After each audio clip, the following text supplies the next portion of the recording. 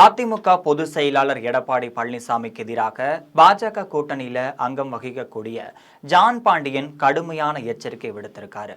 அது என்ன என்பதை பற்றி இந்த செய்தியில் விரிவாக பார்க்கலாம்.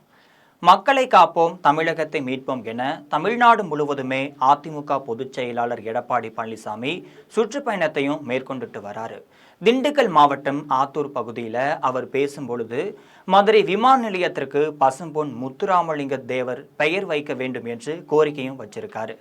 தற்பொழுது பாரதிய ஜனதா கட்சியின் கூட்டணியில் இருக்கக்கூடிய தமிழக மக்கள் முன்னேற்ற கழக தலைவர் ஜான் பாண்டியன் இது குறித்து எச்சரிக்கையும் விடுத்திருக்காரு. அவர் கூறும்போது பார்த்தீங்கன்னா, எடப்பாடி பழனிசாமி அவர்கள் திண்டுக்கல் ஆத்தூர் தேர்தல் பிரச்சாரத்தில் மதுரை விமான நிலையத்திற்கு பசும்பொன் முத்துராமலிங்க தேவர் பெயர் வைக்க வேண்டும் என்று கோரிக்கையும் வச்சிருக்காரு. தேர்தல் நேரத்தில் இது போன்ற விஷயத்தை அவர் பேச வேண்டிய அவசியம் கிடையாது. மக்கள் நலன் சார்ந்த விஷயத்தில் பேசினால் நன்றாக இருக்கும். அதை விட்டுவிட்டு மதுரை விமான நிலையத்திற்கு பெயர் வைப்பது பற்றி பேசியிருக்காரு.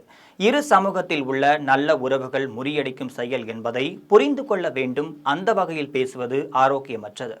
மதுரை விமான நிலையத்திற்கு நிலம் தந்தது சின்ன உடைப்பு பகுதியைச் சேர்ந்த கிராம மக்கள் என்று சொல்லப்படுகிறது. இந்த மண்ணின் பூர்வக்குடி மக்கள் தேவேந்திர குல வேளாளர் ஆவார்கள்.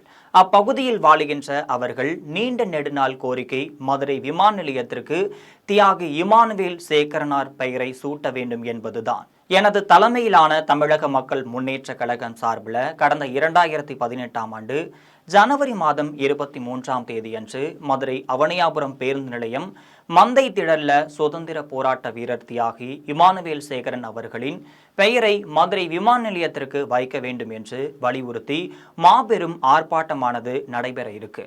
அந்த கோரிக்கையை வலியுறுத்தி தான் தேவேந்திர குல வேளாளர் மக்கள் இன்று வரையிலும் போராடிட்டு வராங்க.